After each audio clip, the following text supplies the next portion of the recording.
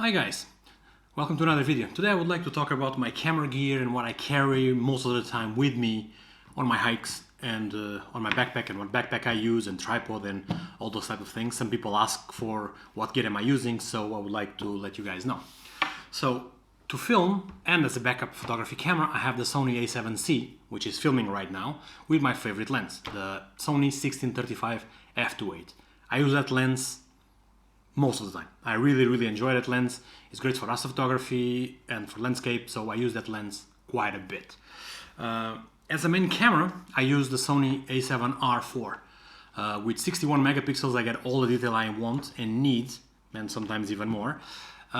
This camera is really good in all types of situations, and I'm really happy with it. For landscape photography, it's really good. The file sizes are quite big.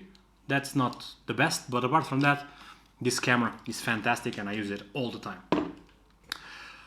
Now here we have the 24-70 f4 from Zeiss. When I bought this lens, there was nothing else on the market for my Sony, so I bought it. And to be fair, I'm not really happy with it.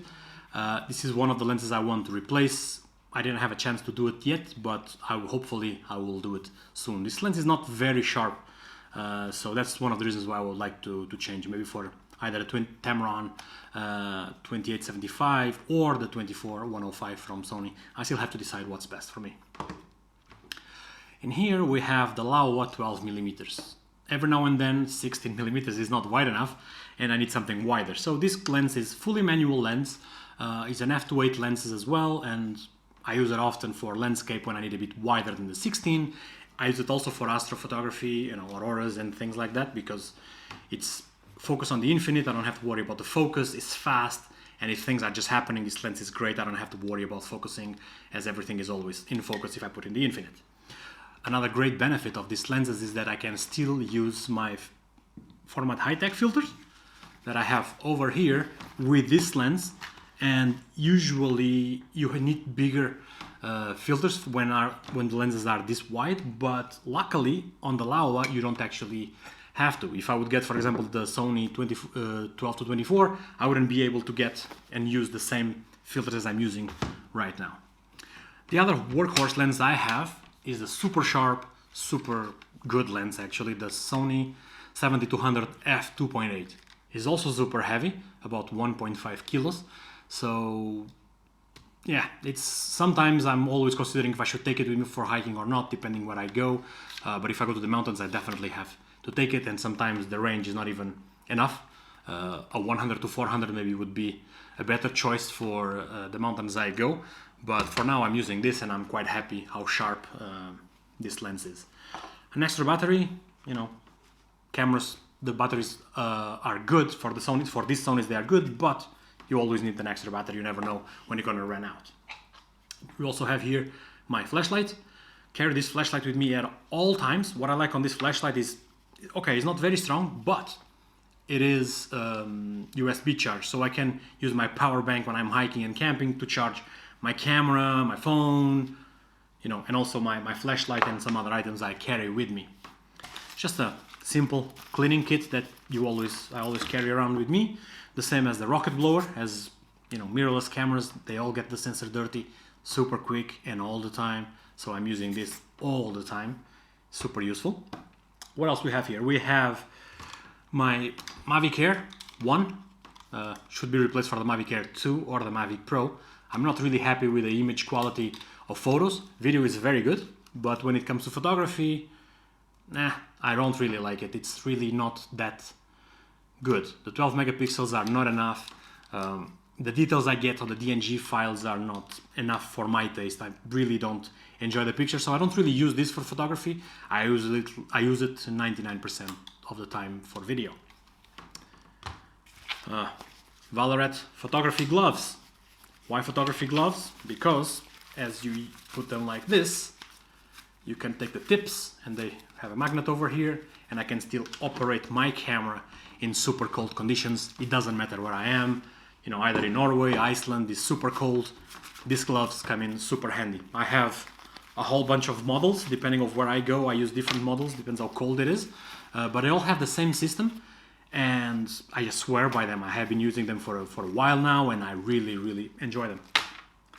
A very important thing I carry in my bag is the Garmin InReach Mini. This is an SOS system in case, you know, I don't have phone signal, something happens, I fell down, I break a leg or whatever. I need to call for help. I just open this button here and I press, and the help will be on the way. I can also text my wife saying I'm okay, if everything is fine or something is wrong. I can always text. She can also check it out where I am. She can track this, and she can check on the website every 5 minutes or 15 minutes, depending on which package I use. So it's great in case I fell down, I get unconscious, I don't reply for a bunch of hours, I don't say anything. She can check where it was, even my last location, you know, my last 15 minutes, so I wouldn't be that far off, or she can see exactly where I am, depending if it has battery or not. For the videos I do, for you guys, I'm using the Insta360 1R with a 360 mod and also with a 1-inch mod. I'm doing most of my videos these days with the Insta360 1R and also with my GoPro Hero 9, and in the future I'm hoping to start using the A7C. It's just a heavier camera, bulkier, so I'm still trying to figure out what is the best way of doing that. With all that being said, where I put all this stuff, I put it on my Shimoda Design X50. It's a 50-liter backpack that is designed for camera gear. It has an insert inside where all my gear fits. I can have bigger inserts or smaller inserts. As you can see here, everything is there. Everything can fit in the compartments here. If I go hiking for a few days and I need to take a tent and things like that, I take smaller inserts with me, and I can also put it on this backpack. This backpack is very durable. I've used a ton of backpacks, but I just swear by this one. I love this backpack and everything about it. A great feature also is the top. It's a rolling top, and I like my, you know, even my main hiking backpack has a rolling top, so it doesn't take weight. It's lighter because of that, and I have access to a pocket over here where I put stuff. The other benefit is that if the pack is rolled on the top and you have a bunch of things there and you don't want to take it out, you just open up this and you can just take whatever you want from this pocket, and this is really good. I also like this backpack because I can take it on the plane with me as a carry-on. In Europe, I never had any issues. Going to South America, no issues at all either. I usually put all the gear in the insert, and I try to put everything what I can around the insert, and then I roll the top to be as smaller as possible so people will not bother me because of the size of the backpack. Another item I use when I travel for long distances is my Shimoda roller. Pretty much is a rolling bag that I can carry as a normal bag, but it opens from the top rather than the usual opening of a backpack. It opens like this. It opens like this. These are other inserts I have that I'm not using at the moment, but I usually take the big insert, put it inside, and then I can carry it with me without having to take all the weight on my back at all times. So this backpack is really functional.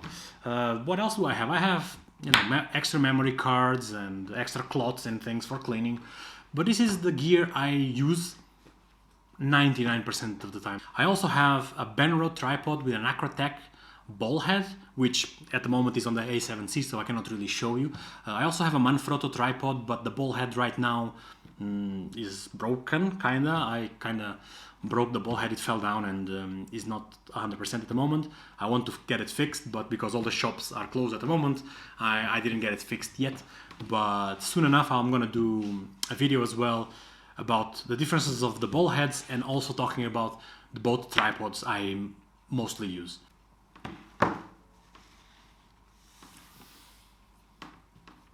As a side note, I would like to let you guys know that I am a brand ambassador for some of the gear I showed today, like the Valorette gloves, the Format Heattech filters, and the Shimoda backpack. I am a brand ambassador for them, but that doesn't mean that I use them because of that. I have been using all this gear way before I became a brand ambassador. The reason why I wanted to become a brand ambassador was because I liked their products so much that I decided to contact them and we decided to make a deal. To be honest, they don't really pay me to be a brand ambassador. I might get a small commission if someone buys anything from mine with my discount code, but that's pretty much it, which is not much. For example, the Insta360, they send it to me for review, which it will come later on. But the GoPro, I paid myself, the Sony and all that, I paid with my own money, and also the Garmin and so on. So I am a brand ambassador for some brands, not because of the channel, but because of what I do. But that doesn't mean that I am saying that this gear is good because of that. To be honest, if it wouldn't be good, I would use something else. It's not going to be $30 or $50 gloves that, you know, that's going to make a difference for me. Like, if I really don't like it, why should I use it? I just, you know, buy another ones, or the same with the filters or the backpacks. But I only really become a brand ambassador of brands I really like, and I got to try beforehand for quite a while. Like, I've been using Format Heatech for maybe 10 years, and I became their brand ambassador for maybe a year or 2 years ago. So, you know, that's how I do it. So I first try their things, and then if I really, really like it, I become a brand ambassador. If not, then, you know, just move on, and I don't think it's worth it. So yeah, that's my take on that. And just to let you guys know that some of this gear, I didn't buy it, some I did. Some, as for example, the filters, some I did, some I didn't buy. It depends. So yeah, I just wanted to let you guys know about that. So I hope you guys enjoyed this video. If you have any comments, leave them down below, ask questions. If you have any questions about any gear I have on the table, let me know. If there is anything on the field that I've used and I forgot to mention, you know, feel free to reach out and ask what it is, and I'll let you guys know. So thank you for watching, and see you later.